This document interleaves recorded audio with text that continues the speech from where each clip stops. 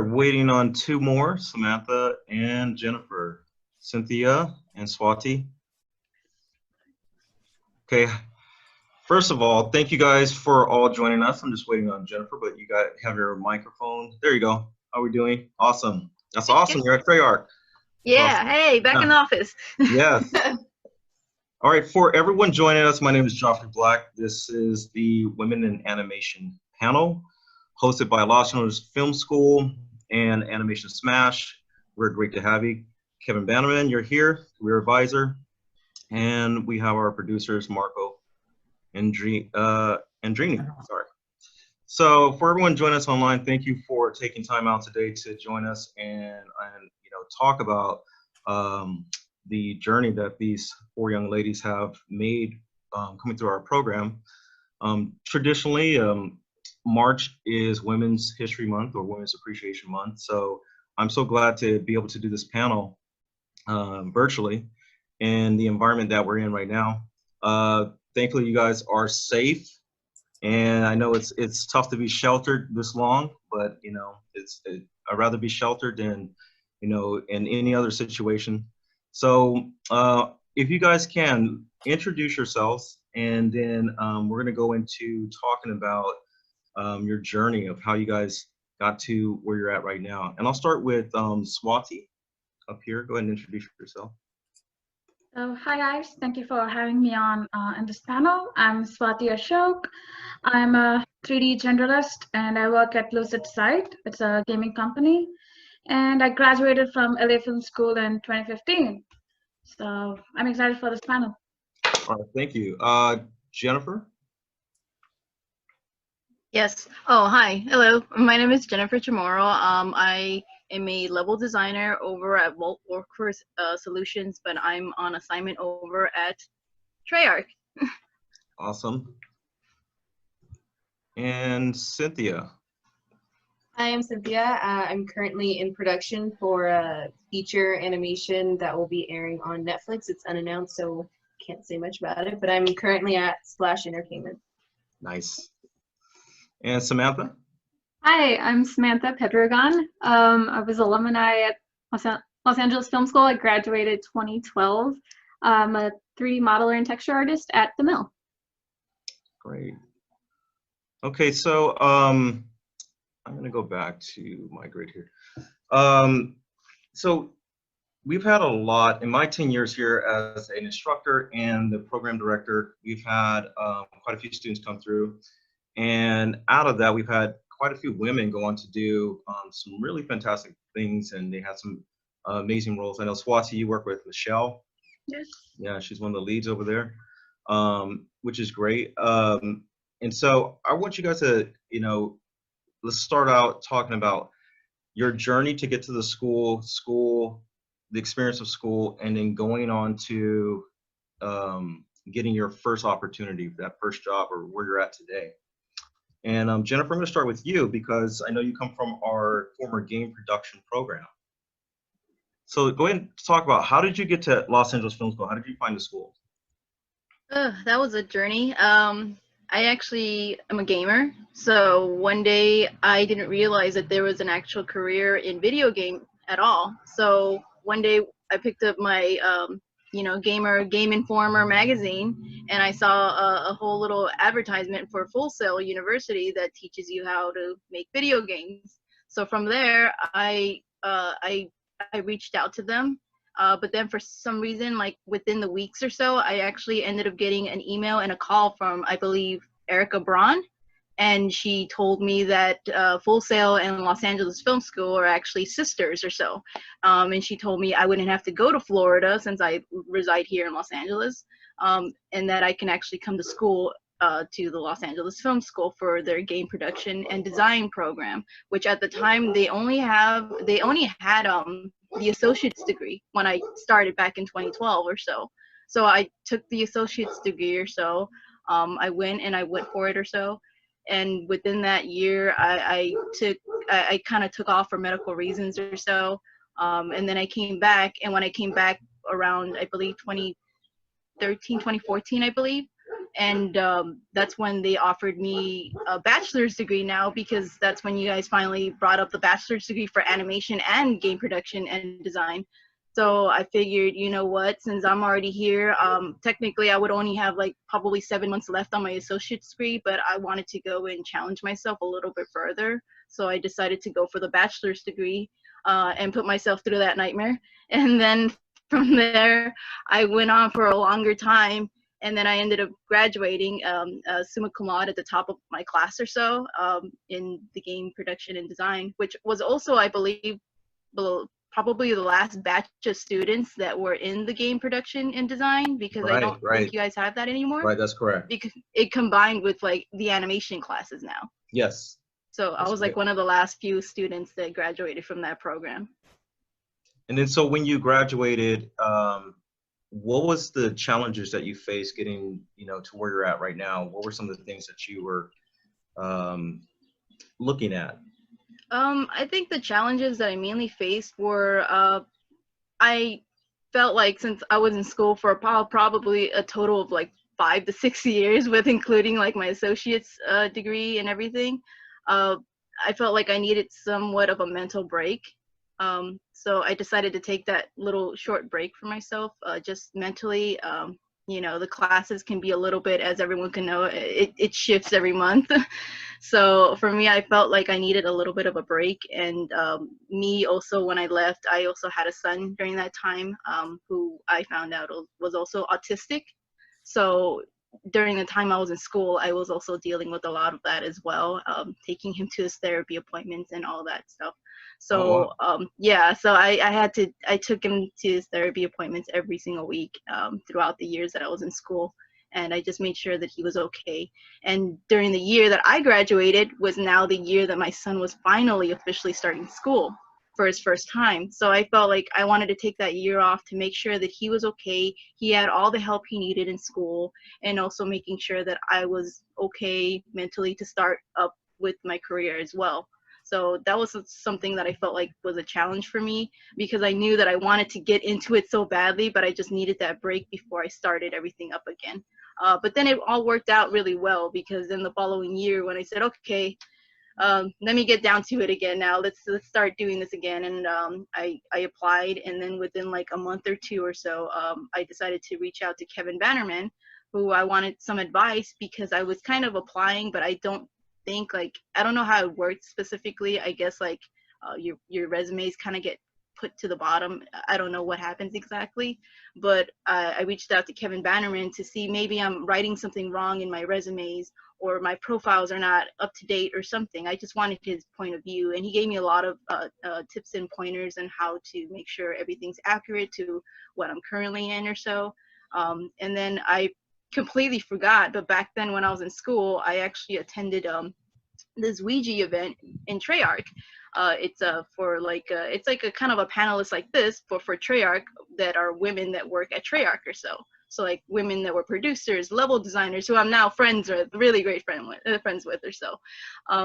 So I actually reached out during that time. I also I also networked with the QA recruiter during that time, who just so happens to also be named Jennifer.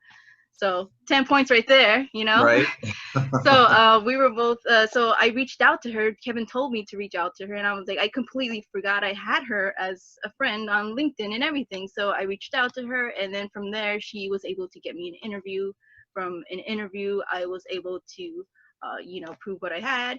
And then I got hired onto through Volt, onto Treyarch, on assignment for Treyarch or so as a QA tester in 2019. And then I worked for about 5 months, which was kind of like my contract time. And then after those 5 months, there was kind of lingering of some sort of opportunity in the company. And they saw my work, my profile that I created. I had a profile with all of my work, of my levels that I created in the Los Angeles Film School. And I guess they were very impressed with some of the stuff. So they were just interviewing me constantly through like different people. And then from there, that's when I got an email through work asking me if I would be on board for a specific project that I can't currently talk about. Right. But I could tell you it will be awesome when it shows. But for the most part, that's where I'm currently at. Well, I mean, you have a really fantastic story. I'm gonna switch to Cynthia because Cynthia, yeah, go ahead and turn your mic on. You're a mother as well, is that correct, Cynthia? Yes, that is correct. Yeah, tell us about, because we have two moms, I believe. So we have two moms. Tell us about your journey, and I know that can be challenging and the anxieties that build upon that. But you guys both are, you know, I know you come from a AAA studio as well. So talk about your journey. How did you get to the school, and getting to the school with the challenges that you had, into the first opportunity that you got? So getting to the school, I was a senior in high school, and I had a couple of scholarships offered for political science and other colleges, and that was what I was going to do. I always had a passion for animation and art in general, but it didn't feel like something that I felt like my parents would be on board with. But then, you know, one day I, you know, just told my mom, let's tour the school and let's check it out. And she was on board. And when I toured the school is when I told her, I think it was a few weeks before my graduation, when I said that I wanted to go here to pursue animation. And my parents were both on board with it. So I started fresh out of high school in 2014. I started in August, I believe, for the computer animation program. It was, the school was challenging because I was also working, and, you know, it is the type of school where you have to give it your all. You have to really put the time into it. And I became pregnant with my son, and I was close to graduating, and then I ended up giving birth to him a little bit earlier than anticipated. So I had to take a break from school for a couple months, and then, you know, that was pretty hard to just get back into after being out for quite a while. And you know, I had the support from, you know, my friends, my family, the staff. All the teachers were really understanding, and they really all tried to help me get to the graduation point. So it was challenging, but I finally was getting close to graduation, and I think it was a month before I graduated that Kevin reached out to me about an internship with a Chinese animation studio called Dreamworks, and I went for it, and that's pretty much what really helped me dive deep into animation. Once I got that internship, they offered me a PA position. I was a PA for a month, and then they promoted me to coordinator. And then as I was at Dream East, I was applying, you know, to other places, and also doing freelance for rigging, concept art, and things like that. And then after, I think I was there for about a year and a half, I got a call for Dreamworks, and they wanted me to come on to production as a coordinator for a TV show. It's announced now, so it's called The Mighty Ones. It'll be on Hulu sometime in the near future. Awesome. But that's where I ended up, and I just started at Splash Studios February, I believe, pretty recently. And I've been there since, and I'm currently the associate production manager for a feature that will be airing on Netflix. But yeah, so pretty much the journey has been kind of hard, because it's, you know, going to work, giving my all at work, and then having to come home and then like be a mom, and it's just constantly like going back and forth. The thing of, I am like the workaholic type, so I do love going to work, and since I am very passionate about animation, it's helped, you know, me love it even more. The biggest difficulty, I would say, is that the thing with my job is it's a lot of problem solving, and I'm able to do it, but it's when I come home and it's like, hey, I have to be a mom, that problem solving is a bit harder, because it's like, you know, there's not certain steps you can take to just do it. So that's been my biggest challenge, is, you know, shifting from going to work and being able to do everything, and then coming home and being a mom and trying to juggle all that. It's difficult. Yeah, it's it can't. I'm a father of two, and I remember when my oldest son is 18 and going off to college now, and I remember when he was 3 months old going to the studio. So I hear what you guys are saying. So I'm going to introduce one of our longest tenure alumni here, Samantha, and I want you to give your background. Let me go ahead and spotlight you and talk about this journey. Talk about how you went from finding our school, going through the program, and getting to where you're at right now. Well, it's a very long story, and it starts in high school, my sophomore year. Surprisingly, I wanted to be in the Air Force. I was like really dead set on joining too, because in my high school we had a JROTC program, which is like, yeah, which is like a military program, but in high school, and it doesn't mean you join it, but they essentially kind of just teach you to be like an overall better citizen, like learning about integrity and having discipline and teamwork. And I thought for sure I was going to be in the military after I graduated, but then my junior year came for high school. I needed an extra elective. All the ones I wanted were full, and all that was left was video production. So I was like, I like movies, I guess. I guess I'll give it a shot. And funny enough, I fell in love with that class. Mostly the post-production part of it. Funny enough, I didn't like being in front of the camera. I didn't like using the camera. But actually like making animations in like After Effects, making cool title sequences. So I said I wanted to be a 2D animator originally. But I talked with my parents, mostly my dad I talked with about it because he's a computer technician. So he was really always up to date when where technology was going and stuff. And this was back in 2009. And I was like, I think I want to be a 2D animator. And he's like, you know, Samantha, you know, a lot of movies nowadays, they're going 3D. Maybe you should look into like 3D animation instead. And I think that was probably the best move I ever did, was doing that. Found the Los Angeles Film School because I had a friend who was going to go there. They had an animation program. I joined that. I took a few of the classes. I took animation class for a month and realized, one, I sucked at it, and two, I actually really hated it. It just seemed a little bit too technical for me than what I was expecting. And I kind of felt lost, honestly, because that's where I wanted to be here at the Los Angeles Film School. Wanted to do animation, but ended up not being what I liked. But funny enough, the modeling class I took with you, Joffrey, was 3D modeling, and I fell in love with that, and I felt like I was really good at it.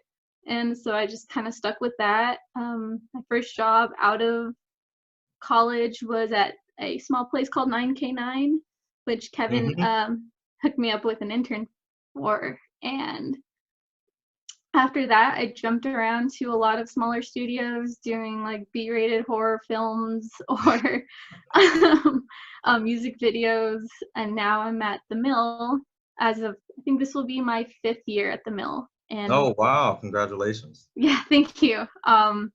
Yeah, so this September will be my 5th year. And for those of you who probably don't know what the Mill is a commercial visual effects house. So we do a lot of commercials, and lately we've been dipping our hands into video game cinematics too. So like some of the stuff I worked on, the Apex Legends cinematic trailers.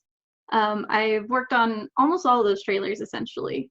So yeah, so you'll see a few screenshots here. This is from the 2nd season. I've done 2nd and 3rd and 4th, and even the 1st and opening sequence too. So these are a few really cool screenshots from that. Also worked on a few Super Bowl spots, like Kia Hero's Journey that had Melissa McCarthy in it. That was pretty famous. We got a lot of awards with that one. I helped model a cool little Zodiac boat for it. That's probably my favorite project I worked on, and it was my first Super Bowl spot, so that was really exciting. That's awesome.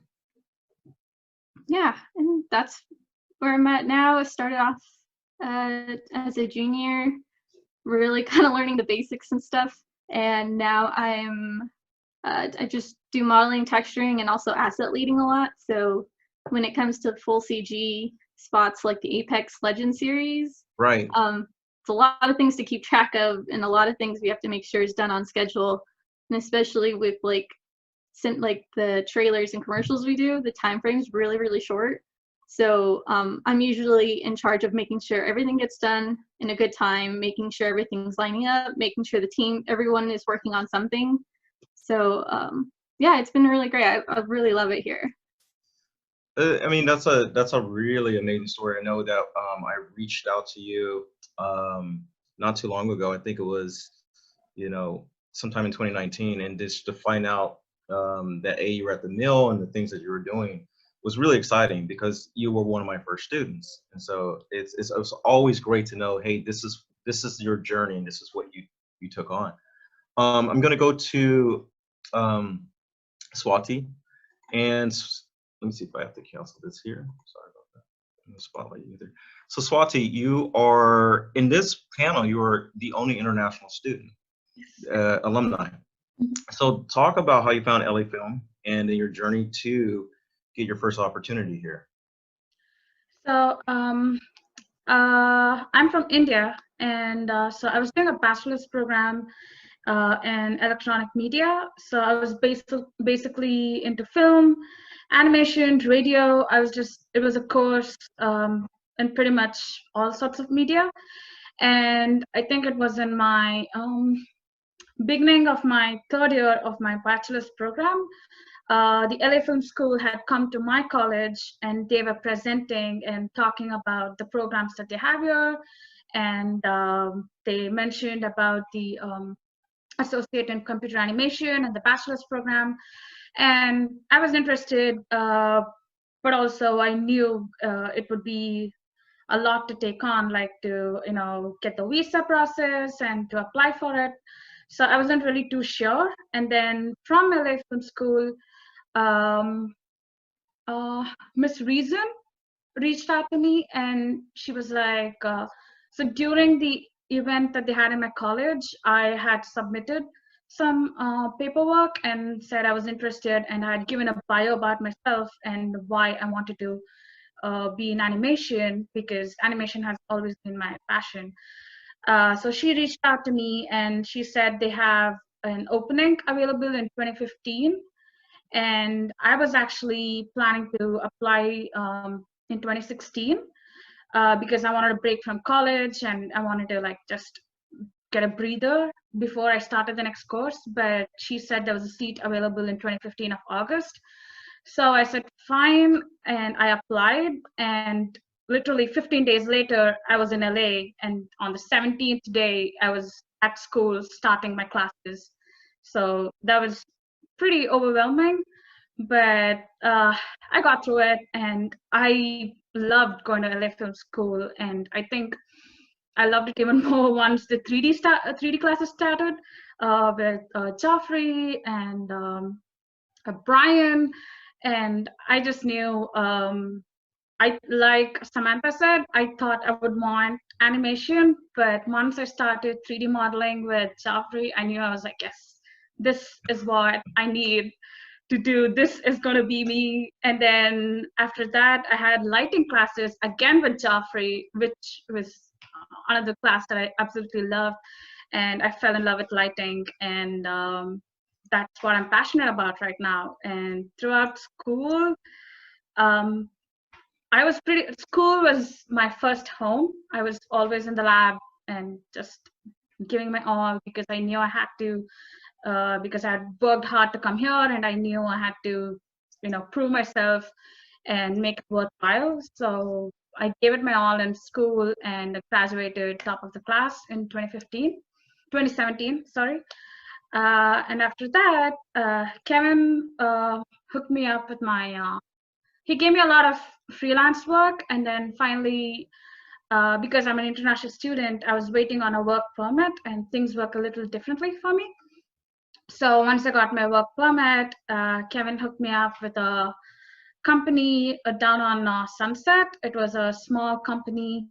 They were developing an app, and I joined in as a graphic designer, although it wasn't what I graduated from, but I just took it because I needed the opportunity and some exposure. And I worked as a UI UX designer for a couple of months before joining Lucid Sight in 2017 of October, which I got through Joffery because he knew my art director, Michelle, who is also a graduate of our school.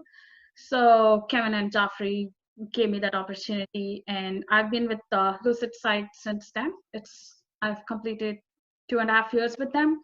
Oh, congratulations. And thank you.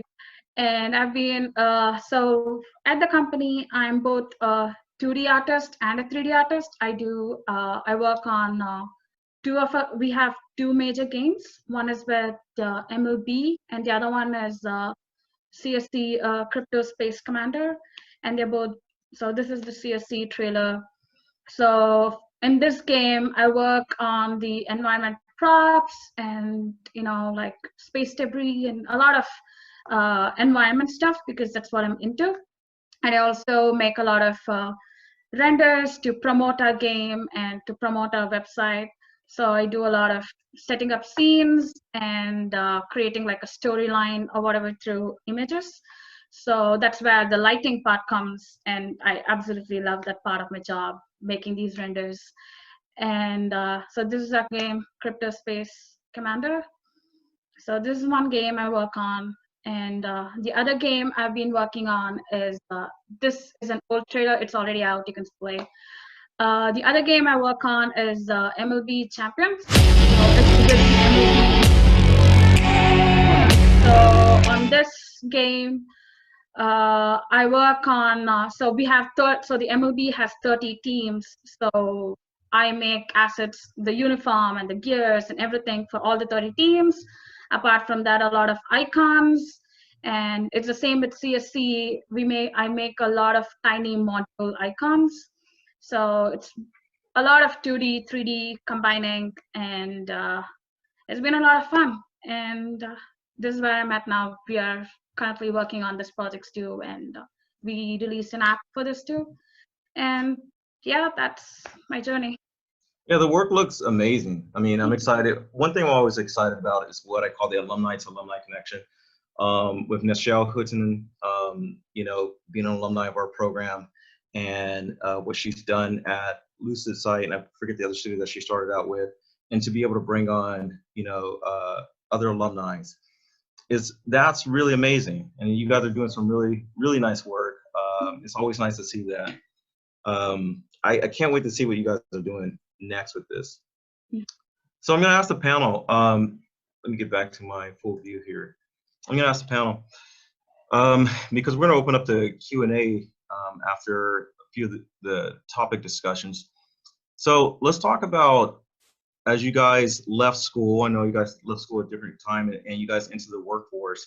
One of the things that I've looked at, especially in my experience, is there's diversity is much different than it is in school. So what I mean that the amount of women and men that are attending school is, and I've seen this grown over the years, is much different in the studio. Do you guys still see it that way? Do you guys still see, and I'm just going to throw out this ratio that I've seen before, and it depends on the position in the job. It's about 75% male and 25% women. Is that how you guys see it? You guys' mics are open. I would say, yeah, that sounds about right. Mm-hmm. And I think more so in the last year or two, I've noticed there's a lot more women in the industry now, at least that coming through the mill. We've seen a huge increase in women coming, which has been really nice. Right. Mm-hmm. Cynthia, is that the same for Dreamworks and where you've come from before? I will say it depends. So sorry, my son is at my door. In production, and there is, I feel like, a lot more women, but as artists, I feel like there's still more men, especially when it comes to CG. So in 2D shows, I feel like there are a lot more women starting to be in the animation industry, but in CG, it still feels heavily male dominated. Especially when I was at a bigger studio, it was nice because there was more women than I originally anticipated, but it still is, I wouldn't say 75% male, but it still is more. And then on top of that, with diversity, I feel like it's becoming more and more prevalent that there are, women of color that are in these studios, which is really nice. But yeah, I think it's gotten better, but it's still not equal. It's not equal. Yeah, that's correct. Jennifer, with your experience going into the environment there, did you notice that same disparity of 75 to 25? It was kind of similar to that, yeah. But I have to say too, you don't really see too many kind of women gamers too much or so, I guess. It's barely kind of becoming more popular. The way I grew up, I had 5 brothers and I'm the only girl. So I kind of grew up a lot of like around gaming or so. So for me, gaming was always kind of my passion or so. It was between that or being a WWF wrestler, which didn't happen, but either way. So growing up, I kind of lived in this household where sexism was really a thing, where I was kind of taught at a young age how to cook and how to clean, and basically I kind of had thoughts where they were putting into me where I kind of had to be like a nurse or a doctor or something in that field, but it just never stuck with me. So I feel like maybe people grow up into these households as well where they're kind of taught like, hey, this is kind of the career path for you because you're a woman or so. But in my opinion, I kind of wanted to go off the grid and do my own thing, and that's what I wanted to do. So I feel like also growing up, I had no idea that this was even an industry at all. Like I had no clue. I even had asked people in the industry in the company as well, like, did you know that you can be like a video game designer? And like, no, growing up, I had no idea. Like I had college recruiters that came to my school, which I went to Crenshaw High School. Which is pretty well known for a lot of movies in the ghetto. Yeah. You know, like they filmed like Bring It On, All or Nothing, and we were like the Crenshaw Heights Warriors, I guess, kind of thing. Yeah. So we were kind of always seen like as the underdogs. So they bring college recruiters to come in, tell us, oh, you could be doctors and you can come to the school to be a lawyer and all this other stuff. But I had no like recruiters come and tell us anything about like the media industry at all. And I had no idea that you can be a video game designer up until I saw that Game Informer magazine. And then from there, that's when it opened up a whole nother like secret underground like world that I had no idea about. So it's also kind of like getting that information out to even women that had no idea that this was available or possible to them as well. So I feel like that information is kind of being now produced more now that you kind of see that women are kind of getting into it now, and now seeing that that is an option for them as well. Yeah, I'm from the education point, as I start to see more and more young women coming in and women coming through, and I can see that that's going to have a huge effect on the industry. Now, one thing that I have noticed, and maybe Kevin can attest to this, is that if you're in an environment where it's not 75-25 in your college classroom, you might have, more women artists with you. But when you go into the industry, it's not like that. How do you transition, or what advice would you give to transition from the mindset of school into that? Because that can be something that somebody's not prepared for. And I think on the male counterpart, they're not thinking about that. They're just going into the industry and about getting a job. That's something that you're going, hey, I'm one of the only or few women that's in this studio or in this environment. It wasn't like this. This isn't what I expected before. Or maybe that's not something you think about at all. Swathi, I'll start with you. So for me, at Lucid Sight, we do have more female artists. We are a team of 7, and out of that, 5 of us are women. So at Lucid Sight, I have been lucky enough to work with other female. See, as a company, then yes, the 75-25 does make sense, because the engineers are male, the production or QA, it's all male. But then within my art department, we do have more female artists. So I have been lucky enough to work with other female artists. But me, in my experience though, coming from India, being an artist is not something that's traditional. You are either an engineer or a doctor or lawyer. to say I want to be an artist and get into animation, especially since in India we don't really have an animation industry. So that was the tricky part for me, to tell my family and friends that this is what I want to pursue and get into. And the first thing they said was, you are a woman, and you're a girl, how are you going to survive in an entertainment industry which is male dominated? So that was a hurdle that I had to get through and convince, and to prove myself to them. I have to work harder I have to give it 110% at everything I do, just to be like, I can do this. As a woman, it does not matter.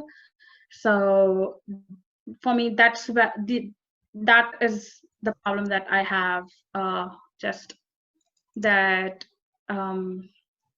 I guess as a woman of color, from where I come from, it's not as popular, and I have to get through that. So that's the only thing I have to say about it. I mean, I think that's great that you're sharing that point of view, because that's the cultural aspect. Not everyone comes from the same type of background and family dynamic, but that does become a really big issue. And I hear about it more and more. And it's for you to go ahead and say, I'm going to step above sort of what my family expectations are, is really important. It's really, really important. I'm glad you're discussing that. Samantha, transition from school, and you're with your peers, and then you get into this environment, and it's not like school. It's it could be very disproportionate, 75-25, or maybe even greater. Was that a shock to you, or was that something that you're just didn't even think about? To me, it's just not something I really think about.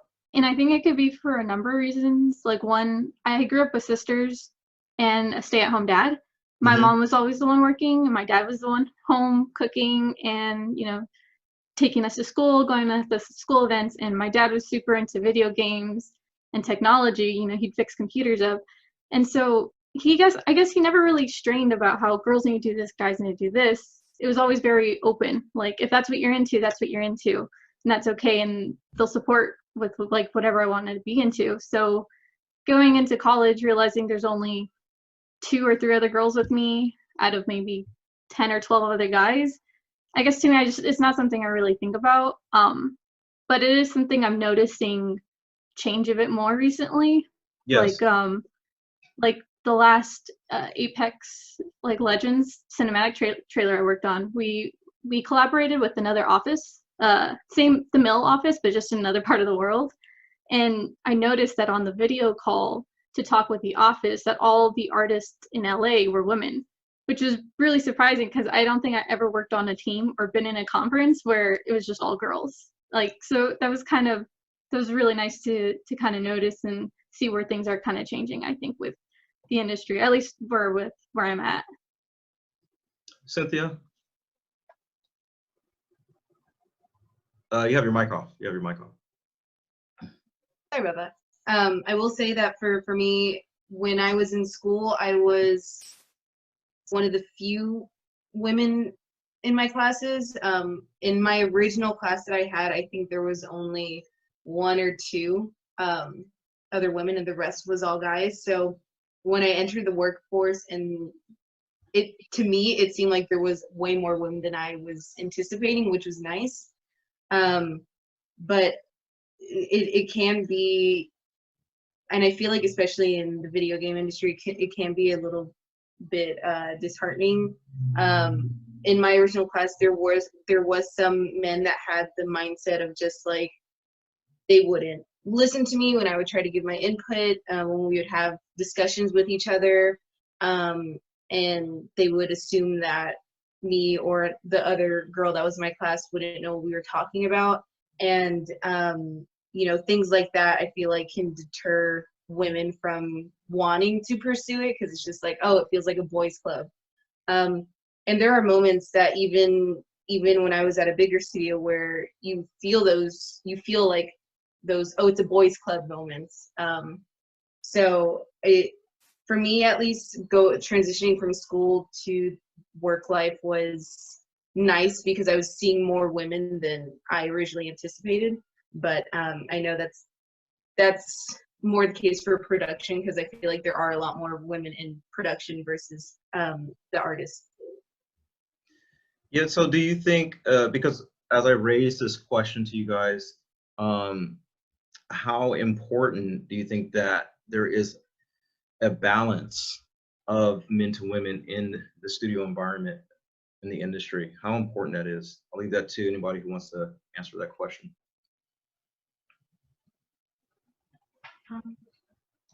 Go ahead, Swathi. Or I'm sorry, Samantha. So, yeah, I guess I was gonna say, I guess it is really important for both like men and women to work together, because one, like there's slowly going to be more women in this kind of industry as like this industry is open more and more to the public and the public know more and more about it. I think it's just eventually just something that's gonna just happen naturally anyways. And there are some things I hear, like being able to work with women on my team sometimes, and then the men too. It's kind of interesting to see how both of us think differently. I feel like sometimes, like the women on my team or that I work with, they tend to kind of notice different things than what the men do. And not to say that it's wrong or bad or anything. It's just kind of nice that we both kind of help bring out the best in each other and help complement with how things kind of go. So if more and more people kind of get used to that or just kind of be open to that, then I think it's gonna end up working. Yeah, so to add to what Samantha said, I guess it is important to have equal representation of men and women at a workplace, simply because, we think differently, and, and as a woman, it is important to be heard. Our points and thoughts have to be valid enough and heard, because at the end of the day, regardless of what your gender is, we are working towards making something, and a product, or be it a game or a movie or a feature.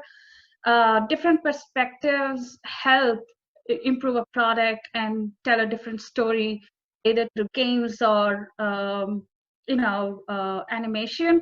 And that's what is important, what you bring to the table as a woman or a man, and then you work together to bring out one final product. And that's why it is important to have both perspectives in a workplace.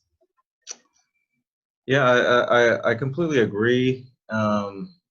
Just because, when I started in the gaming industry, and now I'm almost 20 years from my very first opportunity. And female gamers weren't seen as they are today, and I think that's something that thankful to the internet and platforms like Twitch streaming, YouTube. I'll say, in my opinion, the economic crisis of 2008 and the launch of Cityville and Farmville allowed for newer platforms to start to bring in these other kind of gamers, and which has allowed us to push and get rid of sort of the word female gamer as a negative, and start to bring that in as just gamers, which I think is in esports is doing a great job with that too. I want to move on to a question for all our students, and I think it's something that Jennifer, you talked about. And I recently started to think about this when we get into our portfolio stages, our last 3 or 4 months. And I come from the military, so I'm really pushing students like, hey, you got to be focused on this. But what I'm forgetting is that you guys have invested 36 months or more. If you're coming from the associate's program, you guys have invested about 18, 20 months or more. And, what is the need to take a mental break at that point? Some people can and some people can't, but what is the need to take a mental break at that point? Jennifer, I'm gonna start with you. So yeah, it's just to like gather your thoughts, for me, it was just constantly like I was working on the weekends or so. Like I was working at the Staples Center while I was working. Going to school. Plus, it was like a hectic time because it was Kobe Bryant. Rest in peace. It was his retirement year too that I was working. So it was very hectic during those times. And then at the same time, just like as everybody knows, like your class is just like a month, roughly a month, and the next month is a different schedule, and it's like everything's kind of unstable for your life outside of school. So for me, it was just kind of like my sleep schedule was kind of being thrown off a bit, and me being a mom too, or so, having a child that's waking up at different times and whatnot, it was kind of like really hectic for me. Thankfully, I had my husband there to help me out with everything, and he was also the backbone of everything for me. So in general, just like after kind of like a 5-6 year kind of thing, I felt like I just needed to take that break, because I felt like I put my all into school, that now I just needed that break so that I can gather my thoughts, gather everything that I needed, and just even work on things a little bit on my free time or so, and just enjoy life itself for the time being before I get back into you know, this work field that I actually went to school for, you know. So it's just it'll probably make you crack. I think some students, I know that I don't know if people experience this, but like when I started, you start off with a big class, and then over the months you start seeing people kind of like shave off, and there's less people and less people or so. I remember I was like there was only 2 females, which is myself and someone else, and then she ended up being she ended up going to a different program or so, which then left me being the only female in that class. So I remember when I was in the associates, we started off with like 15 students, and it went down to like 3 or 4 at the end of it or so. So, you know, I feel like a lot of people also felt like there was a lot going on for them. And just when you're done with school, just know that you need to take a little bit of you time and just focus on yourself and make sure that you're there mentally so that you can be at your 100% when you actually start your career. Who wants to add to that? Does anybody want to add to that? Cynthia. You can go ahead. Yeah. No, I just wanted to add that I do think taking a mental break can be very helpful, because I didn't do that. I went straight from, like, as soon as I graduated, got my internship, and just kept having job after job. And I will say that there were moments that I felt burnt out pretty early on in my career. Obviously I feel fine now, but you will get those moments if you don't get that little bit of a break. So I do think if you are able to, and you have the chance, and you feel like you need it, you should listen to yourself and not feel the pressure to, you know, I have to work, I have to work, I have to work, because then you can run into the obstacle of feeling burnt out pretty early on. So to add to Cynthia, it is what I did too. Like, I did my bachelor's, and I had originally planned on taking a 6-month break before coming to LFM school, but because of the way things worked out, I graduated bachelor's and immediately moved to LA, and then throughout school I gave it 100%, and immediately I got a job, and I haven't actually taken a breather or a break. And you know, there are days when I'm absolutely exhausted, because at work I do the work and I just completely focus on that, and when I come back home and when I try to work on a personal project, I'm just exhausted or blocked. You know, nothing seems good enough, and some days it's just overwhelming and tiring, and it's just, sometimes I guess you just need to step back and be like, just, I'm not doing anything today, I just need a breather. And to take, if you can take long breaks, do take small breaks. It's what I do. Like, if I can get away on a weekend, I try and get away and go visit some place, or just stay home. I guess we all stay home right now, but you know, just stay home and do something that makes you happy. And for me, ironically, drawing is what, although it gives me anxiety, it's also the same thing that calms me and helps me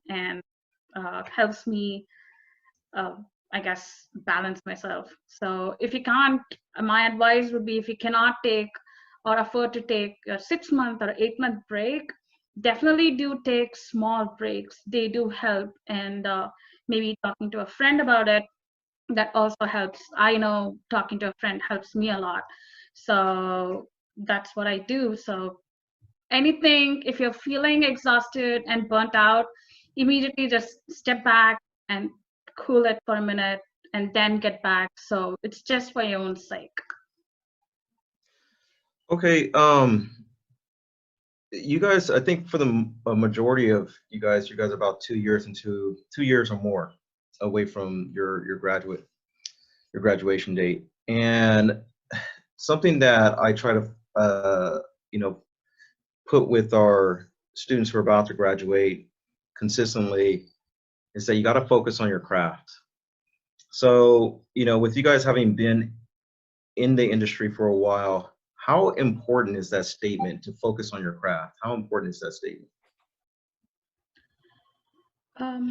So I think for me, during school, I think it would be best to, you know, learn as much as you can, and then at work, you know, you do your job and whatever your job requires. But at the same time, don't, at least for me, I try and still take up classes or improve my skills on the things that most interest me, like for me, lighting and environment. So when I get the chance, I try and improve on that, because my ultimate goal is different from what I do right now. My ultimate goal is to be a lighting artist or an environment artist. So while it is important to focus on your work and get things done, it is also important to remember why you're here and why you're in the industry and what drives your passion to be in the industry, and make sure, like you said, focus on that. Do not lose focus on what you want, because once you lose focus on what you want is when you're going to be lost, and that's when you hit the crisis of I don't know what I'm doing, and you start questioning yourself.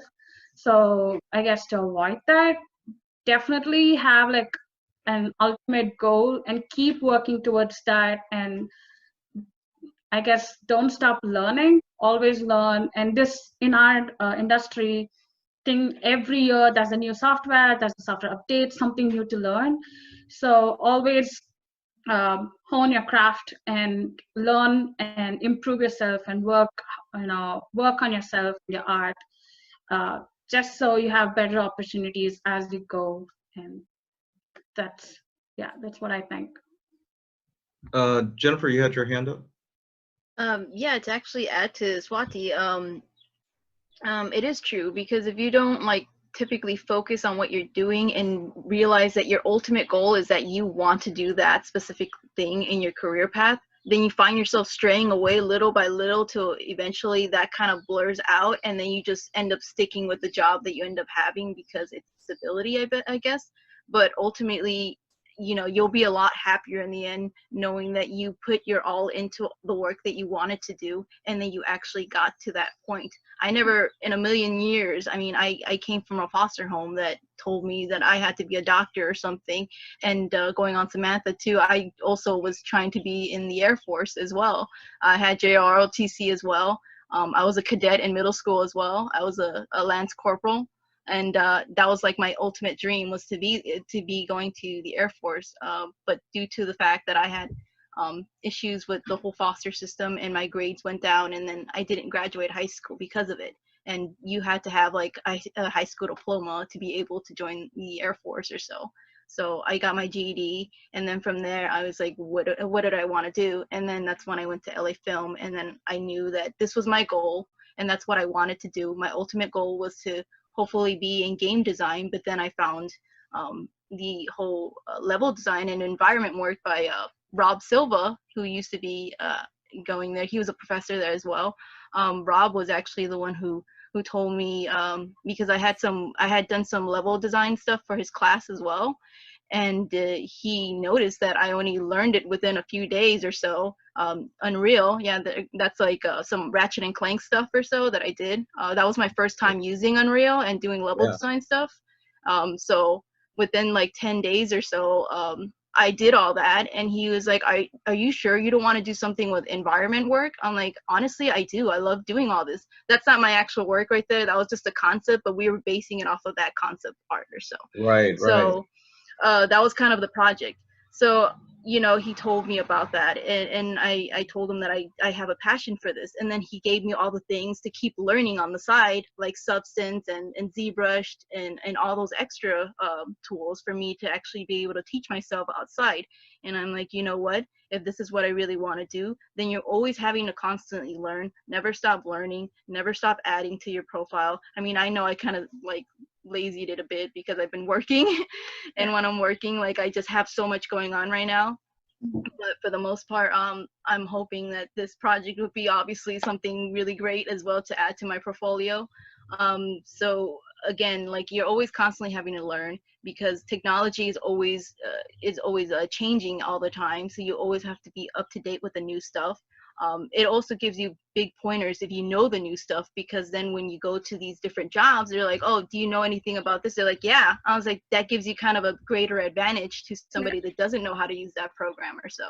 So in all honesty, it's like that is true. If you really wanted to do that, you just stay focused. I know it's like hard and I know it's tough, but in the long run, it's like your hard work really pays off. And you feel like so much more accomplished because of it, because you stayed on track with what exactly you wanted to do for the rest of your life. Samantha, can you add to that? Because I know you you've been at a studio for 5 years, and then you've been at a couple of the.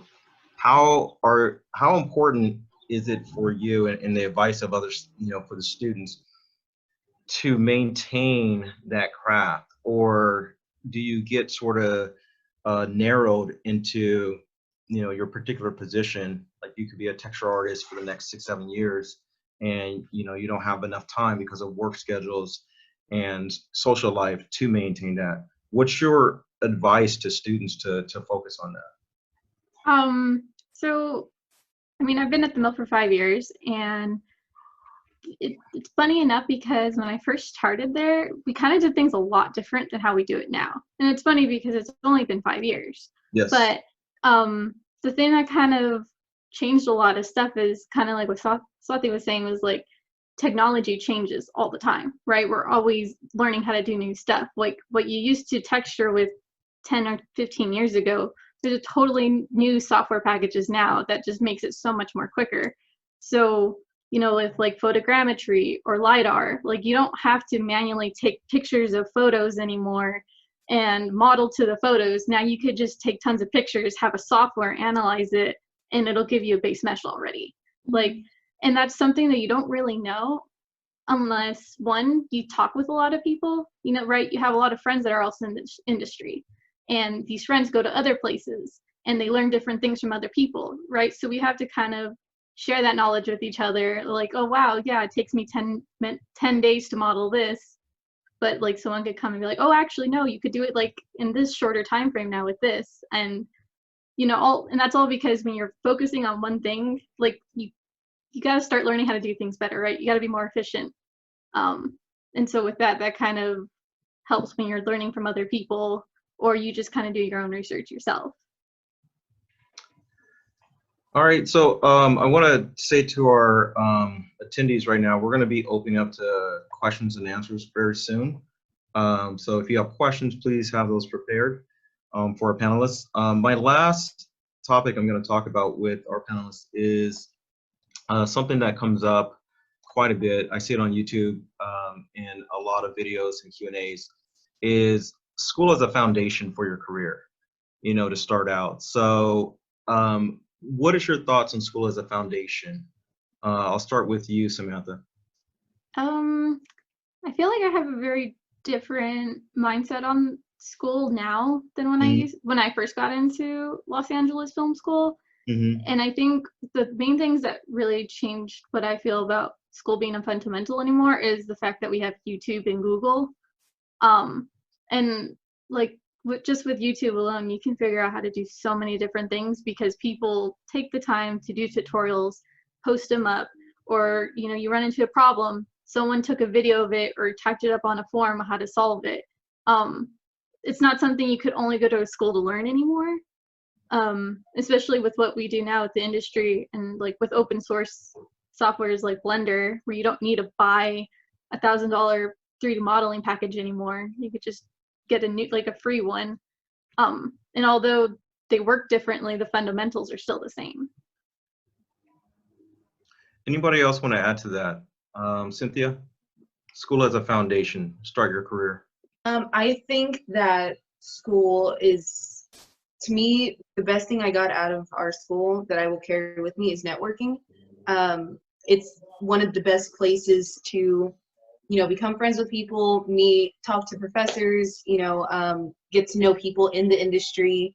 Like the job I currently have was due to networking. I worked with her in the job I got from my internship that Kevin gave me.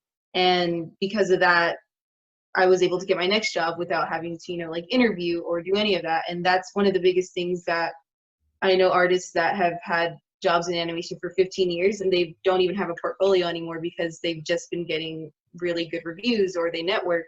So I think the biggest thing with school and the biggest piece of advice I can give is to network with people, because as you guys graduate and as you guys are in the industry, someone will be like, oh, I know someone that can do this, or I know someone that's really good at this, and that's how you guys can help each other out.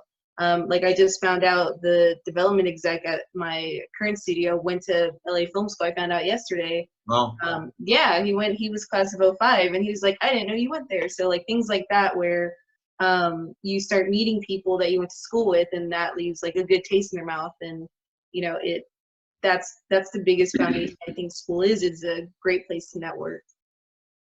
Jennifer, school as a foundation, start your career.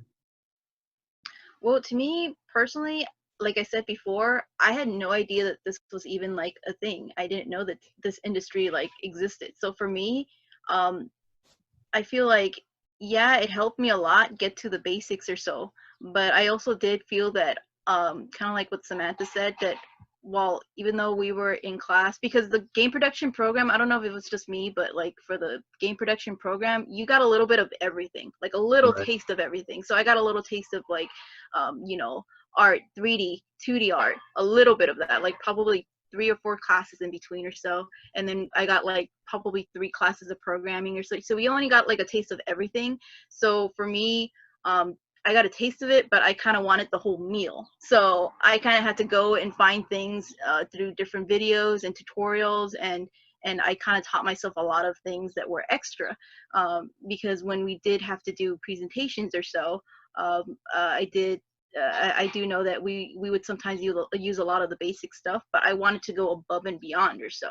So Yes. I always went aside to go and like look for something that will make me stand out, because that's kind of like how it is in the industry too, that you want your work to stand out. Mm-hmm. So if you can get your work to stand out there, then you can probably stick out in a pile of other people that are there trying to apply for the same job as yourself. So for me, school was a pretty good, solid foundation for me because I had no knowledge of it, of this industry at all. And it gave me a taste of everything. So it helped me out a lot in that sense, and also helped me out in trying to be more professional with my portfolio. Because, I mean, some people could have like wacky characters, but you have to make it look professional at the end of the day. So how do you make it professional? So that's kind of like how I had to learn as well through school, and that helped me out a lot. So in a way, it does help, especially if you have no knowledge to it in the industry that you're trying to go for. But it's true what Samantha says, that there is like a lot of extra outside areas that you can find the information as well nowadays. So, I mean, it's kind of a balance in a way. Yeah, I think I think your story makes a great point, because if you have somebody that is not aware, I mean, they may have a background that's similar to yours, how do they know how to do this and where to start? I've looked at, YouTube and these really, social media, these really great platforms that have that, but where do you know to start? And I think the foundation of school, for in your case, as you described, gave you that, then you knew where to look. And it sounds like, Samantha, that was also sort of how you started out. Now that you're in the industry and you can look back, you can see, hey, now I know what things that I could have focused on. But having it as a foundation allowed quite a bit of you, not just the 4 panelists here, but to understand, what direction to go into. Swathi, and with you, school as a foundation to help start your career. What were your thoughts on that? For me, definitely school is the most important thing, because while it is true there are resources available, school sort of gives you the discipline to stick to it and put in the work. Because sure, there are YouTube videos and everything, but you always have the tendency to like, I will get to it. Sometimes you're just like, okay, I'll get to watching the video. But I guess school gives you the discipline to start learning, and that's the fire starter in you. And while it's true, in our school we get a little taste of everything, but that also piques your interest. Then you're like, oh, I want to learn how to do this more, and that's when you go to outside resources. So I feel like if you do not have a school, if you do not learn the fundamentals, the most basic of how a 3D software works in school, you're going to struggle if you watch a YouTube video where this person just makes something. So I guess to understand the outside resources, you need school, and you need classes like 3D Foundation or 2D with Photoshop basics. So I guess that's where school is important. And also, like Cynthia mentioned, networking, like all the jobs and all the opportunities I got was through Kevin, our career department, or through you. And it's important to stay in touch with your professors and your career advisors, because they help boost your career or at least start it. So all of this wouldn't be possible if you didn't go to school. I mean, I'm sure there are people who have figured it out, but school definitely, helps. And yeah, so I agree with what you say. That's awesome. So now I'm going to open the Q&A up for our attendees. If you can, just raise your hand. I believe it's here. I need some help. I'm going to take a question right now that was asked earlier from Destiny, and it's to Samantha. How did it feel when you worked with Apex Legends? Okay, there's a lot of feelings I have with Apex Legends. One, I love it because it's a really fun. It was really, really fun to work on because the style is so different. It's not like realistic in any way. It's very stylized, cartoony, kind of like Spider-Man, very 2D digital painting feel. So that really made it fun because it was almost like I was learning how to do something new again for the first time.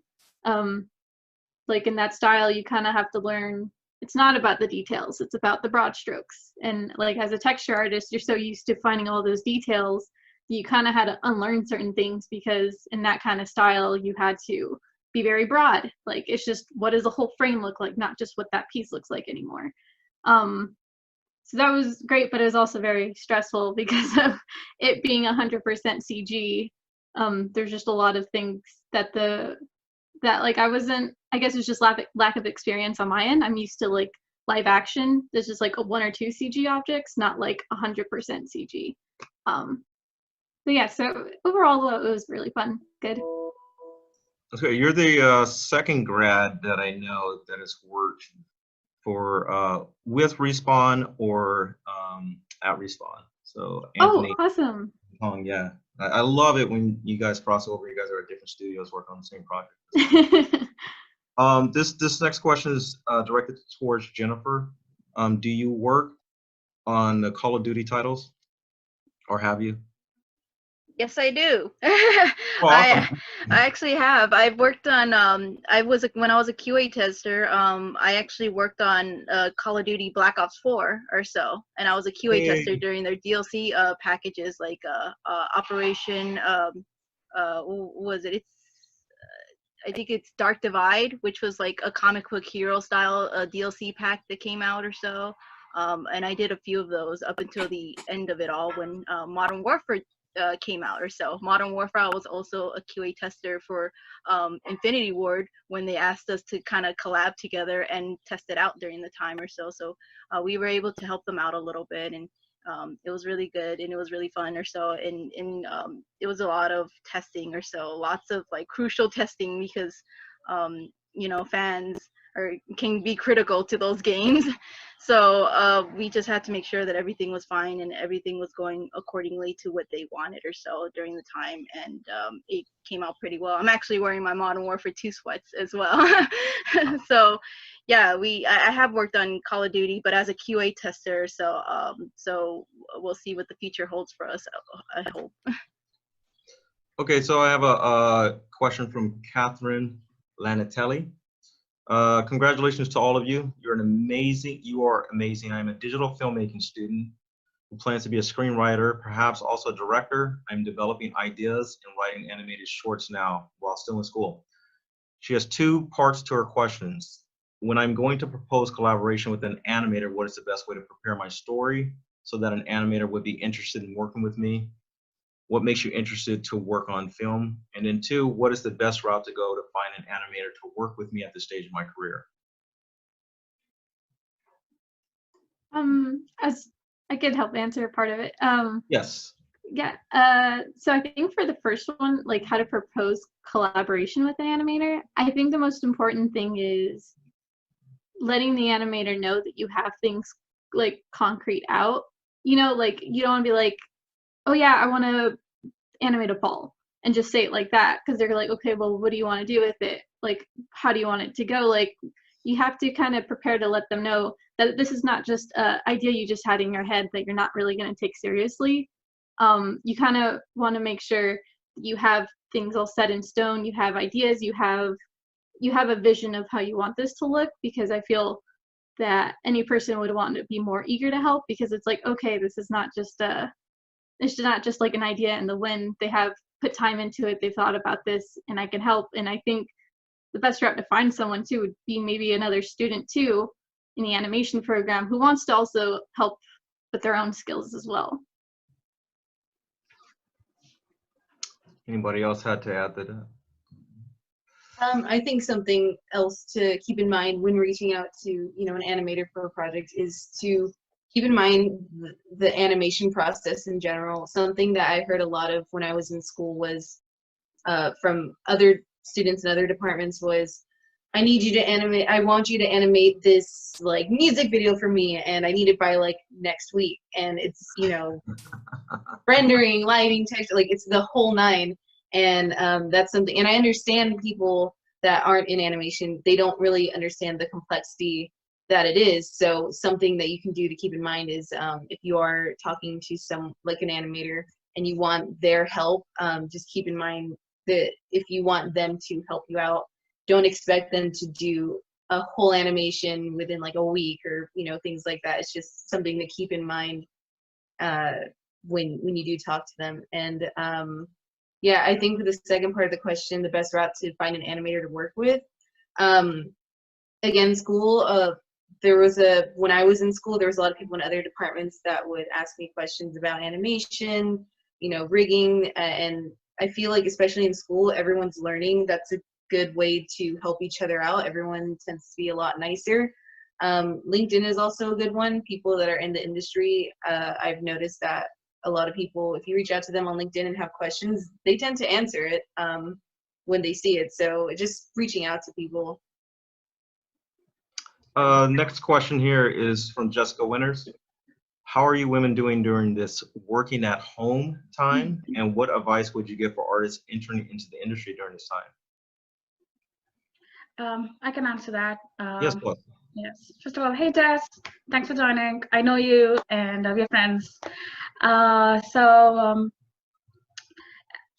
Working from home has been tough for me, because I like to be with my art department and be around people and take little breaks and see other faces occasionally. So it helps with your productivity. But staying at home and getting work done can be tiring, and it can get a little boring. But we have ways to combat that. We have video calls, and we try to keep ourselves busy. And after work, I try and draw or watch videos, anything to help me take my mind off the current situation. But just hanging in here. And I guess my advice to you, I know you're graduating soon and you're going to get into the industry. I guess to anyone like you, my advice would be take any job. No job is too small. And you might have a goal, you might have an idea of, I want this job, I want to be this artist, but more often than not, that's not how it's going to work. For me, I knew I wanted to do 3D stuff, but I knew I wouldn't get it immediately. I needed exposure, and I had to take any job I got. And so I did UI UX designer, which is basically graphic designing. And I had a little bit of background, and it helped. So just, if you think you can do the job, if you think you have the skills and you can put in the work, take the job, apply for it, take the job. No job is too small, and you can figure it out. Once you're in the industry, you can start networking and tell people what you actually want. And that's how you eventually start getting to where you want to be. And just, if you see a job, just don't have the mindset that this is not for me. You never know. It could be for you. You might end up liking it and changing your mind. Just whatever opportunity you get, just make sure you try it before saying no. So that would be my advice.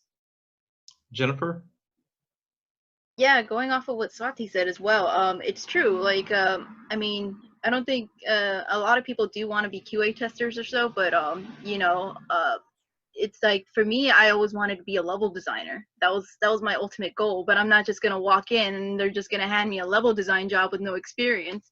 So, I was more than willing to be a team player. Plus, I wanted to try it out too, because, like, it's a personal experience as well. So for me, going in as a QA tester, so I enjoyed it a lot, and everything. And then down the line, there was an availability, and at first I didn't know if I could if I can take on that task, because this is like big level stuff or so, and I'm new to this, and I was like, you know what, I'm gonna try it out. I'm gonna see how it's gonna go, and I'm so far enjoying everything I'm doing, and I'm happy that I'm exactly where I wanted to be and why I went to school for it. So it's not just me specifically too. I've had friends too that went into doing something kind of completely different than what they originally planned to, and they ended up falling in love with that more than what they actually went for. So you just never know. Just try it out, and then it'll also, that's also a boost into your portfolio as well, that you can have such diversity. I like that answer. I'm hearing that, and I've heard this from other grads before, that you have to have a level of patience as a top priority when you're graduating. And sometimes as an international student, you don't necessarily have, because time is not on your side.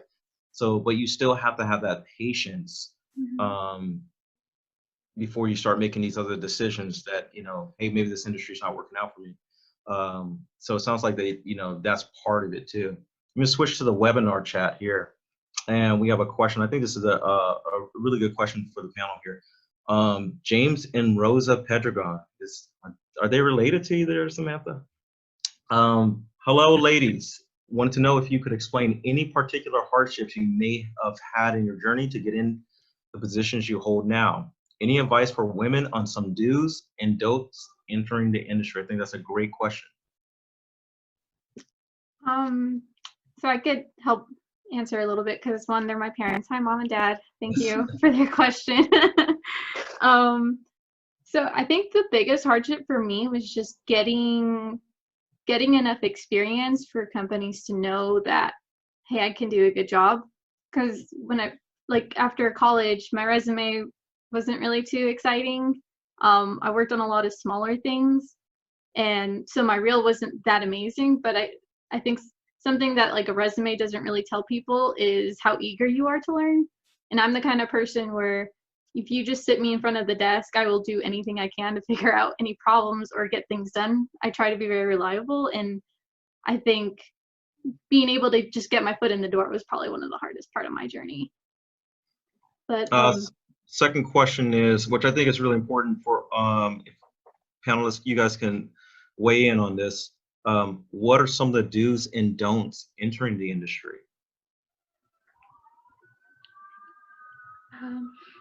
Don'ts, I guess, would be like, don't listen to people who tell you you cannot do it and this is not for you. Don't listen to them. They don't know what they're talking about. If you want it, go for it. put in the hard work, and that would be my dues. If you want it really, if you really want it, just work towards it and listen to yourself.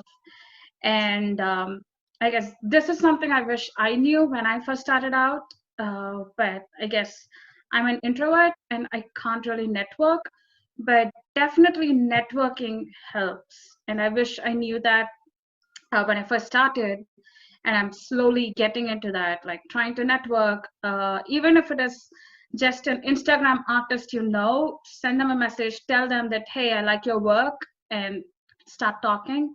Even something small as that. You don't have to meet a person. Just with today's technology, you can just tweet out to a favorite artist on an Instagram, and that's how you start networking. And you can be like, hey, maybe check out my work, and so you get feedback from people, the artists that that inspire you. And I guess feedback is something. Take as much feedback as you can on your work and work on it and work on improving it.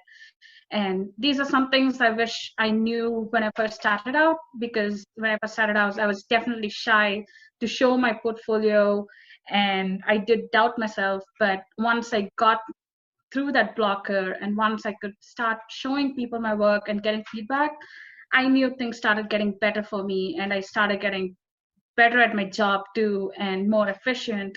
And just do work hard. Don't listen to people who says it is not for you. That would be my advice. Anybody else want to? Jennifer? Yeah, so my thing of a don't is your reputation is a lot in the industry. So, spreading company secrets, all that stuff, that's a big fat no-no. So, your reputation kind of goes with you everywhere. I mean, it's how people network, and they're like, oh, I heard of that person, I worked with them, this person's not reliable, don't hire them, that kind of stuff. So your reputation is a lot. So for reals, like, you need to make sure that every time you work with a company, you're professional all the time. You're courteous to everybody. I've had I've had people in the past like telling me like, oh, that person is this type of person, or so, like, oh, you don't want to work with them. I'm like, oh, well, that's not the kind of person you want to be, or you don't want to be that talk that everybody's saying that they shouldn't hire you, or so. You want to be that talk that everybody recognizes for your amazing work and for everything that you do so well. And then that's how also you network, because again, it spreads. That one person tells another person tells it to another company that you probably wanted to, and they denied you the first time. Kind of like what Samantha said, that you can't really see your eagerness, but if other people see your eagerness and that spreads to that company, then they know that you're a reliable person that they can potentially hire, and they'll review your resume again, probably this time, give you that job that you really wanted. Yeah, I was going to say that's a great point to point out for students, because they don't, when you're collaborating here, especially at school, there's not this NDA, there's not this, since there is a kind of work ethic, and I believe minus Jennifer, because you weren't one of my students, the same work ethics that you guys had in school, I see them now, and the reason why you guys are employed, and I'm sure, Jennifer, that's the same for you. But Jennifer, did you witness anybody in that situation where they lost their job, or they had bad studio industry practices? No, I haven't seen anybody get fired particularly. Everybody's pretty respectful of company rules and everything. This is kind of like a big opportunity. You don't want to blow it.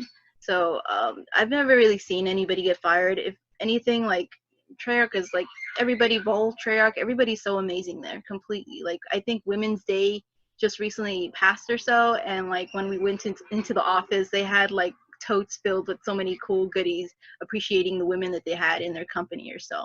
Like, they really take they really go and they appreciate all of their employees. Even during these times, they're still messaging us and making sure they're all okay and everything. So in all honesty, like, I have nothing ever bad to say about any of the company at all, and I don't feel like I've seen anybody at all get fired from it, personally. So I mean, I've heard people talk about other people that came from different companies or so, or they worked with somebody, like their past experiences or so, but that kind of is a shame that a person's name would kind of pop up to see that, you know, if they ever wanted to come into that work field, then, you know, these employers or so see, and they've heard this name pop up from other employees or so, or something like that, you know, so it gives them a bad reputation. So you don't want to be that kind of person that your name is being tossed around in a negative way. You want your name to be tossed around in a positive way. And that is part of starting out your career the right way. What was told to me and consistently told, and I now echo it, the industry itself worldwide is very small, you know, and it's amazing that as I left the studio life, that I've been in the industry, that, you know, my students have worked alongside of my peers from that time. And so people are very well connected. I mean, there's so many 6 degrees of separation from everybody that I'm talking to on this panel. You guys probably know somebody I've worked with, or maybe you're even working with them now. So the industry is very small, and you have to start your career out the right way. You have to get into the best practices. I'm going to move on to a few more questions. Some of these questions I'm skipping over, not skipping over because of the person, but because they're very similar to the questions that have been answered in the sake of time. And this comes from Jennifer. This comes from your former instructor, Mike Dawson. What has the quality of life been like? I know some of you guys have answered that as being mothers and just being able to adapt to the industry. I think let's focus on this question. Have you guys had to work the legendary long hours in the industry, the crunch time? I see Samantha smiling. If you want to go ahead and answer that. What's your crunch time been like? So at the mill, our crunch time is December through February, because our biggest part of the year is Super Bowl. We do a lot of Super Bowl commercials. And I think that's typically the time when I spend a lot of long hours. I think the longest hours I worked was from 8 a.m. to 2 a.m. a few days in a row, and probably 3 or 4 weekends straight. Not those hours every single day, but probably the longest is like 100 hours a week. Oh, wow. Yeah, and that's when, kind of like what we mentioned earlier, having a mental break. When I go through really, really tough jobs like that, I really make sure to take like a week off after, because I really do need to have like my mental, like, be all right again, my mentally. Anyone else want to add to if you've had like some serious crunch hours? Yeah, I've had some crunch hours or so. We have like deadlines or so that we have to meet, and personally, like, I've seen you know, all the other developers during crunch hour, and I could say it's a very quiet office during that time, because everybody's really in their work, and they're just trying to get it out as soon as possible to meet these milestones or so, and to have it all set together. But when it actually is set together, it's just it's amazing what people can do within that whole like crunch time and deadline or so. And it's like, wow, like, it didn't even look like this not too long ago. I'm like, I thought I just saw like just everything down to like a skeleton like a week ago or something. Now it's all done. Like, wow, like, this is all cool, you know. So in all honesty, like, they're like, it just comes together as group work, everybody communicating and making sure that everything's being done the right way the first time, and making sure that it just goes smoothly throughout the entire ride, you know. I'm going to go into a question from its last name Malik, or I think it's one word. What is the difference between working for a major studio versus the smaller boutique kind of studios? And I know that some of you work in smaller studios, and Cynthia, you've come from Dreamworks to go into Splash. I don't know the size of Splash, but if you guys want to talk about that. Yeah, so there are I feel like there's benefits to each, and it's not, small studios aren't for everyone, but big studios are also not for everyone. So it's kind of one of those things where, you know, once you're in the industry and you've worked out each, you can kind of get a feel of what you feel like you like more. I started off in a small studio and then went to a big studio, and Splash is now a small studio again. I personally really like small studios because it feels more intimate. People want to help each other, I feel like, more, and it's really nice, you know, setting, and you know, it's more, you get to focus more on the projects that you have versus, you know, when I was at Dreamworks. I also did like working at Dreamworks a lot. I was really lucky enough to have a really great production crew, and we were very close, but it is a grander scale, and so sometimes it feels like, you know, when it comes to like execs and stuff, it's more micromanaged, because Dreamworks is, you know, a bigger entity, and the parent company is Universal, so it's like, you know, all these different approvals, and versus a small studio is like, it's usually like fewer approvals, where it's like a director, art director, versus big studios, it's a lot of micromanaging, I feel like, and there's a lot of rules to follow. And bigger studios tend to like things a very specific way, versus small studios, it's kind of like, depending on your project, you can kind of switch things up to how you feel like it would work for that particular project. Because as you are in the industry, you realize just because it worked for this project, it's not going to work for this one. Like, it's not a cookie cutter type of situation.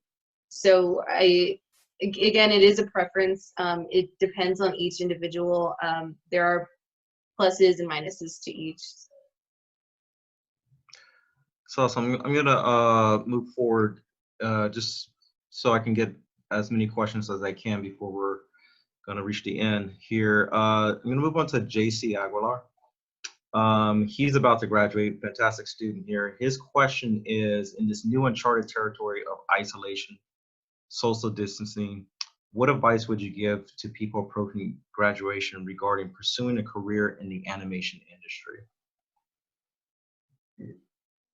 I guess I can answer that. Networking from home is pretty crucial right now. There are still a lot of studios that are hiring, and I know people personally that just started at like Nickelodeon, for example, that they started remotely, which is weird, but they're still making it happen.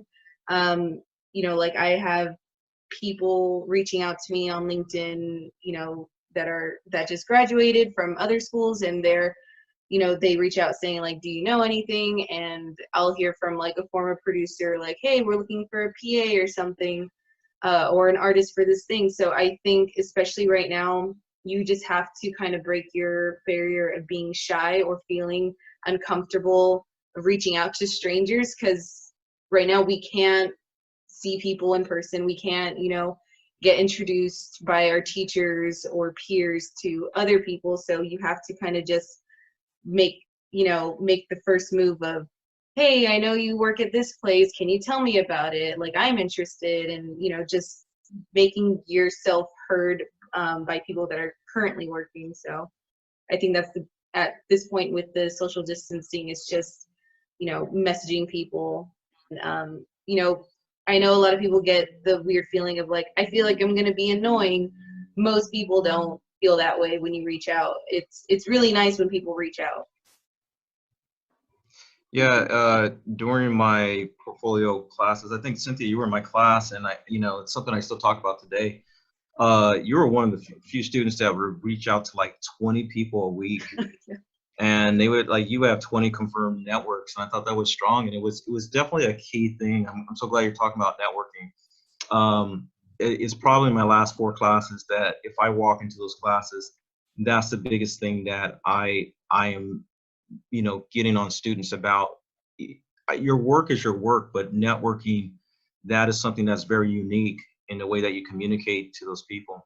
So I think it's a good advice, especially to those who are in this time. One of the things I focus on too is that, you know, if you're a student and you're watching this and you're just starting out, or if you're someone that's interested in coming to a program or a school, focus on your graduation time, because 36 months ago or more, no one knew that this would happen. There was going to be a pandemic. There was going to be a shelter in. People were going to. No one focused on that. So I think you can take and build tools that you can constantly, help to prepare yourself. You're not going to have one, Swiss Army knife of tools that's going to help you in every situation, like a fantastic portfolio that's going to work great in every, all this time. If we look at studios that have shut down, there may not be a great need for a particular type of artist, so, but the ability to communicate and network and say, this is my current situation, is going to be very important. So, always look at, even as we move out of this, what does the world look like? How do we transition? What should I have prepared? I think is really important. And I think that's great advice, to constantly just stay networking. It's not a specific software or skill set outside of communicating professionally of what you're trying to do and when you're going to be available. I'm going to move on to Michaela Brown. I think this is a great question, Araceli. I think this is sort of the same kind of question here. She asks, how do you stay motivated, finding inspiration in your work? I saw this elsewhere. Sometimes I struggle with self-doubt now that I'm at the end of my program, and it's a lot of pressure whether I'm good enough, especially being a woman in the industry. And I'm going to preface this with, there are two types of mindsets that I start to see, and it's not so much with like the international student that they have a whole different mindset. And Swathi, you can talk about that. You're racing against time at some point. The mindset I see is that I came in for an animator. I wanted to be an animator, and then my thoughts change. And now, if you've taken out loans, I'm thinking financial decisions, and those financial decisions can really start to weigh in on the pressure of how do I get in the industry. Samantha, start with you. You've been out of school the longest, and you've been in your career the longest. Start with, I struggle with self-doubt. Now that I'm at the end of my program, it's a lot of pressure whether I'm good enough, especially being a woman in the industry. How do you answer this? One, it's normal. It's totally normal to feel that way, and I think everybody feels that way. Even I still do, as long as I've been in the industry. Like, you don't ever feel like you're good enough, and that's okay. I think the one thing you got to just make sure not to do is don't dwell on it. Don't be like, oh, I'm not good enough, so I don't want to do this anymore. No, you have to try to learn that, use that as like motivation instead. Get yourself to be like, okay, how could I be like that? And that's when, kind of like what everyone else was kind of saying earlier about, like, talk to people, ask people, like, hey, like, how does this look? Like, hey, I noticed you're a great artist. I love your work. How do you do that? Like, don't be afraid to ask questions, because a lot of the times people are really eager to help you and answer, especially when you're really curious. So it's all right to feel that way. Just do something with it. Who else? Swathi, can you answer from your point of view for the international students? Yeah, sure. Before that, first, hey, Reason, I see you. So I guess, like Samantha said, it is absolutely normal to self-doubt and some days you're going to have like, why am I here? Why am I doing this? You're going to get into that mode, and it's absolutely okay to do so. But just, like she said, don't dwell on it. Use it as your tool to motivate yourself and work yourself way out of it. And I guess I do have such struggles, like finding motivation in my personal work. With my work, my professional work, my motivation is my deadline. I need to get the task done so that it can go into production and take care of next steps. So that professionally, it won't be a problem. But personally, it is a problem to find yourself motivated.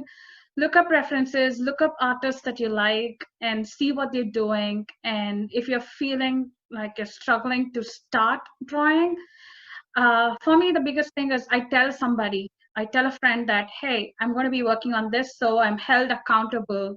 And I let them know that they need to check in on me and my progress. And I use that as a motivation to keep working on my personal work.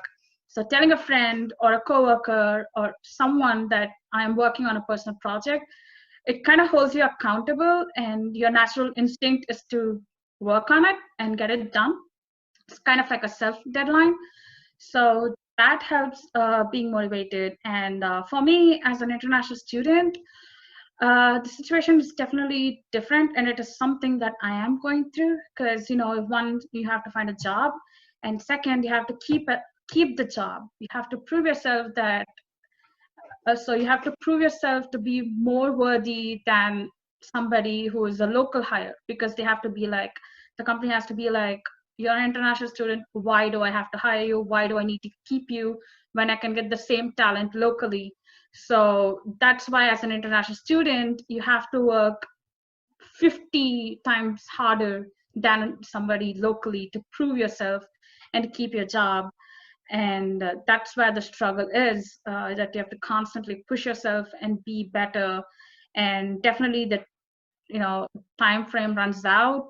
And sure, I did, like Joffery said, I did come here with the intention of being an animator, but eventually I changed, and I want to be an environment artist and a lighting artist.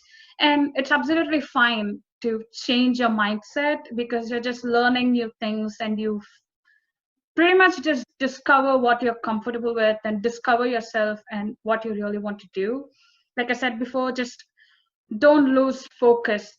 If there are any international students here, I know it can be scary to have all these time frames and all these paperwork to go through, but do not let it scare you or keep you from doing what you want to do as an artist professionally. Do not let that be a factor to drop out or to not improve on yourself, because something will work out. There are people to help you. Our school has good resources. They help really well. And just, I guess, don't give up and keep working. And yeah, that's it. That's great. We have time for 2 more questions. I'm going to transition this question or this topic into, I think that's something that's really important. Since I've been an instructor for 10 years, I've seen the discussion of mental health become, to the forefront, which I think is really important. And during this time in the pandemic, being sheltered in, this can increase anxieties like we've never seen before. And so we can go through a lot. So the question is, how important is mental health in the industry, especially during something like crunch time for an upcoming project? I would add, even to this time, where the anxiety of, am I going to have a job for the future? And, am I going to be affected in any way by what's happening out there? Mental health, and then just mental health overall. If you're working 100 hours, and I know, Samantha, you talked about taking a break. What are your guys' views on serious mental health issues? And this is something that continues to come up with me as an educator, and talking about an orientation and talking about it when I talk to prospective students.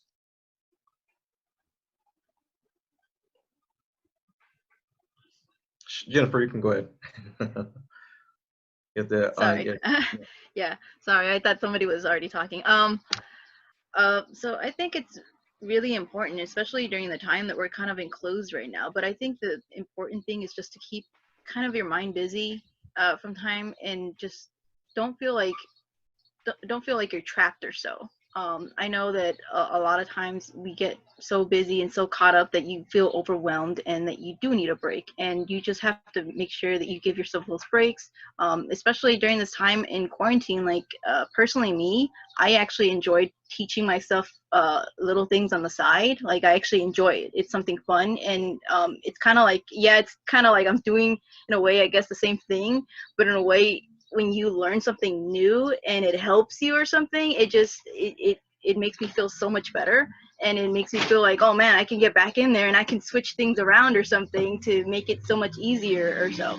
So I feel like just teaching yourself and just taking a breather from time to time or so will actually help you just stay focused, and also not make your anxiety go up higher or so. Just sometimes keeping busy actually is a good thing, for me at least. I want to add as well, something that we talk about, and I talk about in my orientation, is if you have something that you're dealing with when it comes to mental health, I think it's really important to yourself. Most important is to take the necessary steps to deal with it. I mean, to try to I think the most superhuman thing that you can do is to be understanding about that's something that you're dealing with and deal with it.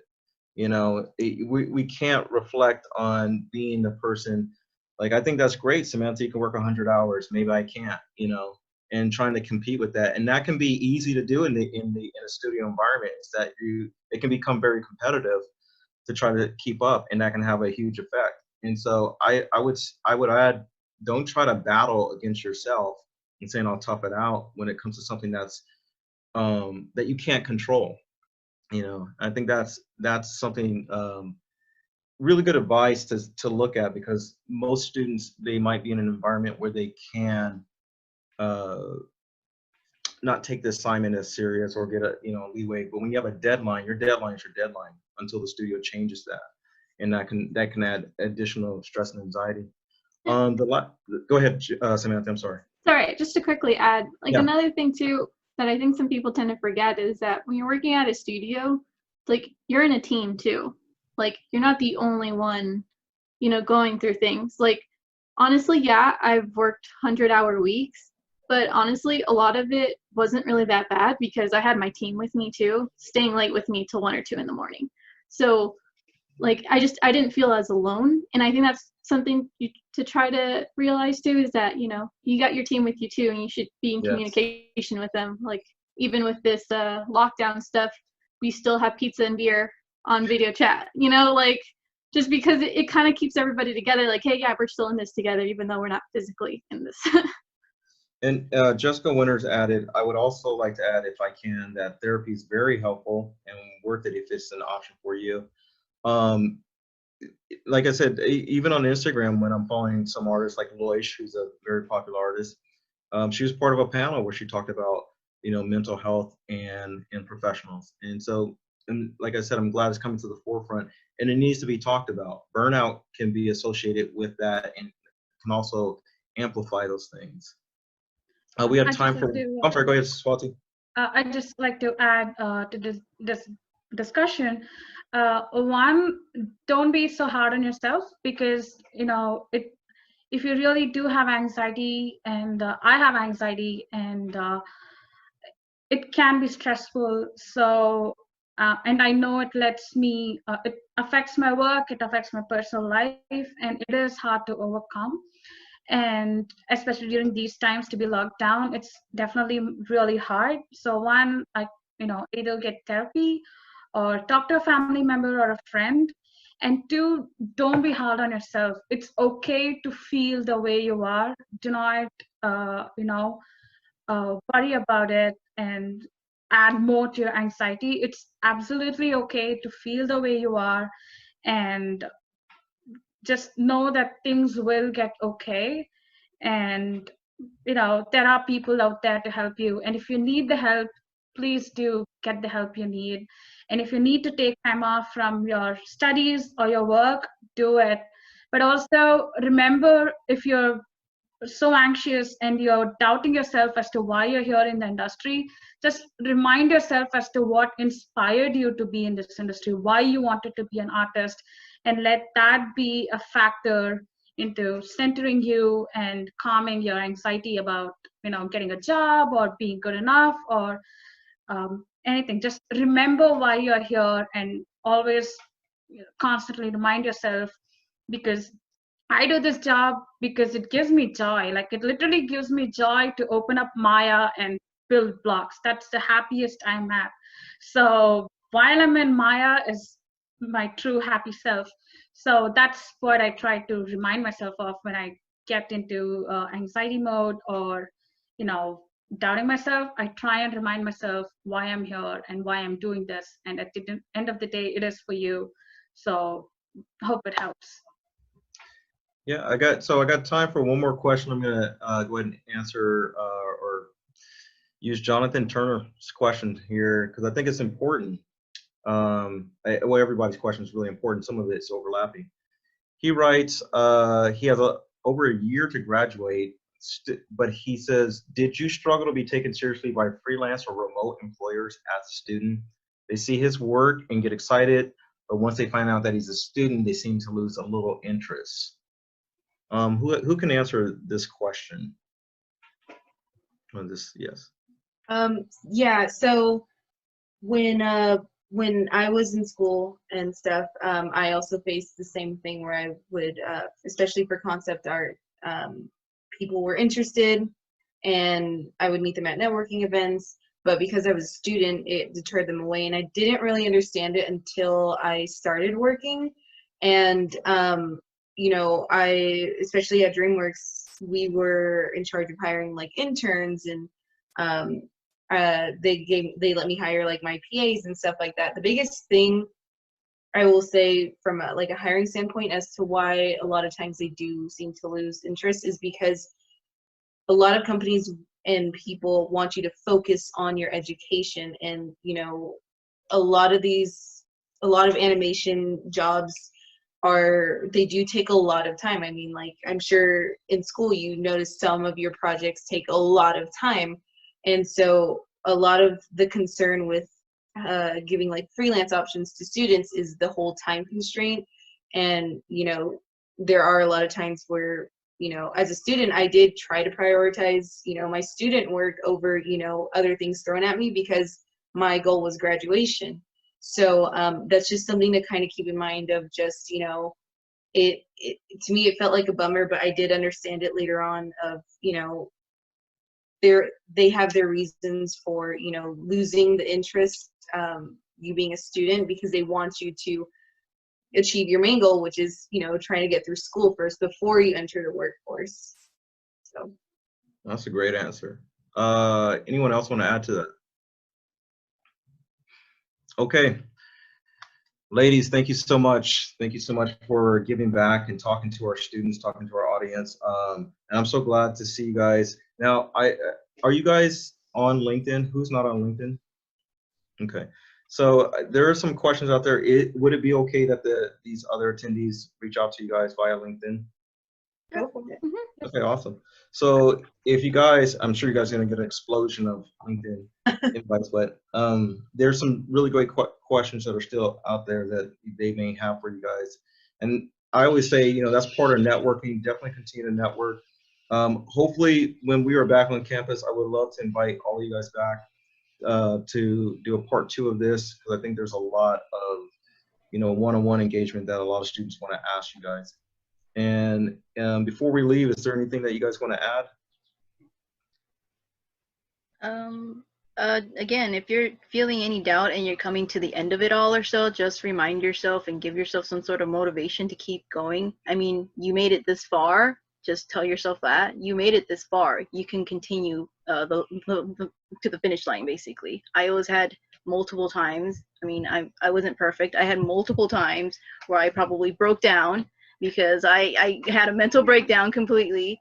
And there were days where I stayed up all night completely, and I was just pretty much putting my laptop away, and I was basically getting dressed to go back to school, you know. So I've had those nights multiple times, and I've had days where I had mental breakdowns and everything because of everything that was just going on at the time. And I did it for almost 4 years. So Oh, wow. yeah, with my son and everything. So if I could do it, I'm pretty sure all of you can do it as well. Just stay motivated. I know sometimes things can seem a little gloom and you don't think it's going to happen for you. I never thought some chick from Los Angeles or so, they grew up in a foster home, would be working for a big company like Treyarch. I never in a million years thought that that would be possible. I always just thought, you know, I was a high school dropout and that was it. That was my life completely, but it didn't. I just had to get up, and I turned it around, and I made sure that once I set my goal that I finished it till the very end, and now I'm here, and I'm really happy with what I do. So don't give up. Just keep doing what you guys do, and you guys will make it too. That's fantastic. Anybody else? Don't be afraid to be honest. If you don't feel like you could do something, be upfront that you can't do it when you know you can't do it. Yeah. You'd be surprised at how forgiving people are when you tell them 3 weeks before a deadline, hey, I don't think I could do this, compared to a day before the deadline, like, oh wait, I don't think I could do this. So just be honest with your job, because a lot of the times people will be like, all right, what can we do? What are you struggling with? So just want to get that out there. It's okay to ask questions. It's okay to say you don't know. Just be honest about it. Yeah. I'd just say don't lose focus and don't give up. Things can be hard, but use that as a factor to motivate yourself to do better and work even harder, and just don't lose focus. All right, perfect. All right, ladies, thank you so much. And we hope to have you guys join us in the future on campus. And stay safe. And we'll talk to you guys soon. And for our attendees, thank you so much for being a part of this panel. And we would definitely get something put together for another one. If you guys have some suggestions, let us know. We'd love to do that. Other than that, we'll see you guys soon. Thank you. Thank you. Bye. Bye. Bye.